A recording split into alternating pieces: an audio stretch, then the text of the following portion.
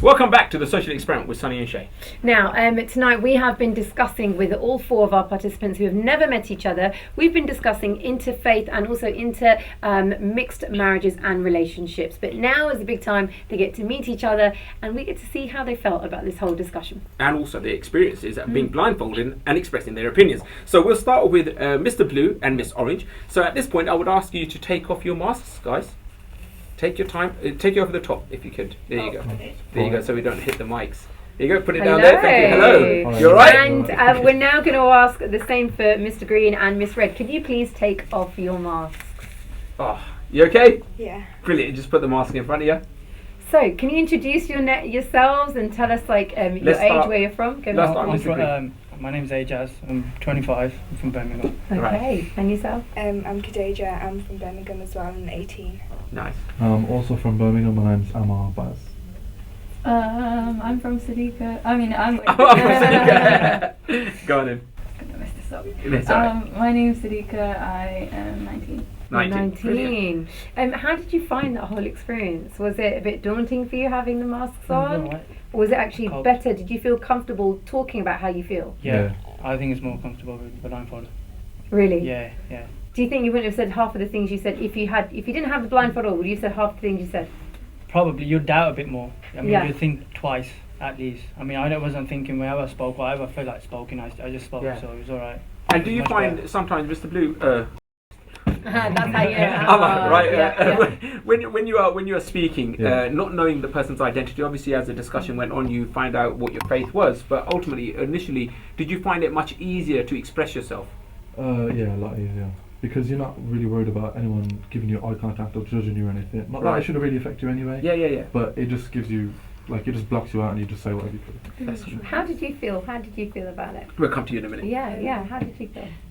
I'm not sure. I think personally I probably would say the same thing because I don't know, I feel like if I saw the person I was talking to, I'd probably be more I'd connect with them more, I guess. So yeah, I don't see. Did it help that I guess all of you guys are Muslim, right? So that made it a little bit easier for you to have this discussion. But if there was someone from the opposite side didn't disagreed with what you guys were saying, would this made it easier for you then to interact with them because you're not being intimidated or being distracted by the way they look or the way they're expressing themselves? Yeah, I guess if it was somebody else that was a non-Muslim and I feel like they'd probably it'd be more difficult. The debate would be a lot stronger. Yeah. As well. It'd be a lot more heated, I think. Well, I think I think if you notice what happened here was you guys are all from the same religion, but when it came down to culture, you were totally opposite. Yeah. So that in itself was okay. So even as the same faith, we do have a discussion to have within communities. Tell us how you felt. Well, here we go. I got a list. The mask helped. Yeah.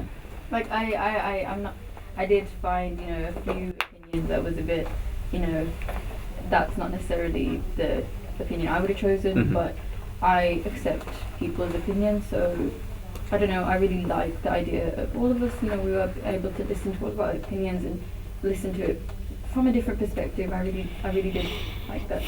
Did you find it enlightening that you're from the same religion, but you did have different opinions when it came to culture and how you integrated with other people? Yes, you hear about it on the news, but you never talk about it.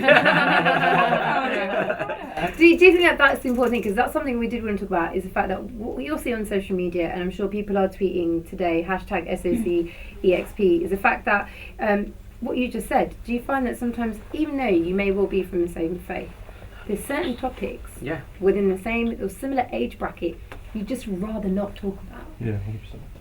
And is that where the difficulty comes? Because everyone paints, if someone was talking, and we work on the radio, we work on BBC, and we very much, when we have a discussion, sometimes people say, oh, they're Muslims. No, but they're not just Muslims. They're from different cultures, different backgrounds.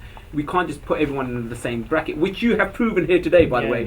So, in that respect, you might think, oh, we're all Muslim. Why are they talking to us?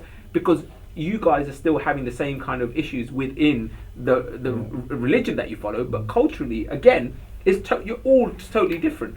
Did you find it more comfortable having this kind of discussion with your guys from your background? It's good to know what people in your own religion think anyway. We're always having discussions amongst my friends or whatever, and it's always the same thing. We're always arguing, always debating. and you'll be surprised at some of the opinions they come out with, and then it's going back, drawing, getting to study a little bit more, then go back and then torture him. Go on. Please add to this. Please do. Okay, so we're the younger generation, Yeah. so it's a bit different. Yeah. We're accepting of each other's views. What happens if we get our parents involved? Yeah. Well, that's season 2. Yeah. Come on, bring it on. Yeah, and you would like to be having these kind of conversations with your elders. Would you then not feel, I guess obviously you're going to be blindfolded, you wouldn't know, but I mean, if you was to challenge your elders, what would you like them to see? I mean, what are you seeing problems within this discussion, and also when you are accepting of other religions and other mixed marriages, what would you like to say to them? I am personally seeing the negative attitudes within the younger generation being caused by the older generation because of the fact that they are not accepting of this. Right. It's absolutely disgusting knowing that own family members are rejecting your own family members because of somebody they love. You know, it's the thing is this person, I mean, so for example, interculturally, they're from the same religion, they could be the most pious Muslims, but they could complete each other in a sense, you know. It really hurts me it just really hurts me knowing that parents don't accept. Well, you say parents, but also Mr. Can be siblings as well. I didn't disagree to culture. I mean, you said religion, but again, you are eliminating a aspect of your relationship with your sibling, aren't you? If for whatever reason that they did change their religion. No, I know. I'm not trying to make it. But this is what we're asking. The question is that, you know, if you no matter what choice, for example, when I have children, whatever their choice may be, they're still going to be my children, regardless of the fact. So if they turn out to be gay, Muslim, Hindu, Sikh, whatever they want to do, and they might even reject religion altogether. They might want to go and live in, I don't know, an Aborigine. I'm still going to respect them and accept them. So therefore, that's their life choice, and they're going to make their own decisions. But this is where I think was interesting in this discussion, because this is where you got really heated, and so did you, I guess, to a certain degree, when he said, "I wouldn't be at the religion, at the wedding." It's about the genders as well, and whether or not if it's a female's perspective, it's probably shouted down a little bit more than if it's a male perspective. Who said the cooking point? Oh. That way. That was just an example.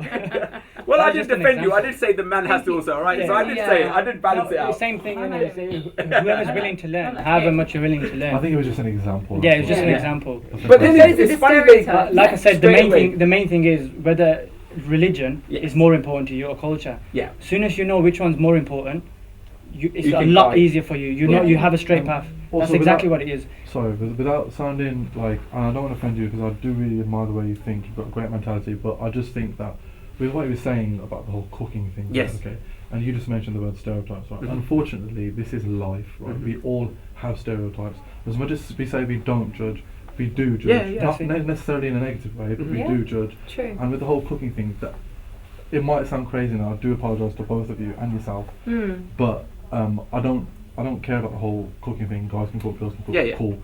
But in culture, I didn't make the rules before you start shooting. Okay, go ahead. Just say it. You're going to get ready now. We don't need an elder. But in culture, that is just like how it is. Like even I know women that know that themselves. Like, when I go into my husband's house, you know, I'm gonna have to cook. Yeah, that discussions do have. What if you want to work? You're a woman in the 21st century. You can work. You can earn more than me if you want to. That's absolutely fine. All I'm saying, you know, I'm just talking about culture back then, like how I see. And but you're right. I'm not saying a woman should be in the kitchen. I understand exactly what you're saying, because these discussions do have, because my niece and nephew, I can share this with you guys. My niece and my nephew, my mom would say, "Oh, Barbika, come in the kitchen and let me show you how to eat." And I'm there like, Curran, get in the kitchen and learn the same thing. And mom goes, "What is it?" I said, "Listen, we've got to stop this mentality." And it starts with you guys. And no, but you're right. These discussions do have. Do you have any final points that you'd like to say as we finish up and wrap up? I feel like parents are like, they probably favour their son, so obviously that's why the issue does happen. So they're just like, "Oh no, my son doesn't have to do it." Yeah, big up woman. Listen, I think it's been a beautiful discussion, and maybe that's something that we will talk about in the future. The stereotypes of men versus women within our own cultures, within the South Asian communities. Thank you guys for joining us. Thank you so much and being part of this. Really did appreciate it. If you would like to continue the discussion on the social media, you certainly can do. #SOCEXP. A big thank you to all of our guests for talking to us and joining us today. And if you want to find us, you can find us on all the Facebook Twitter and everything, just type in Sunny Shay, you can find us on those platforms. Absolutely. We'll be back next week, right? Take care.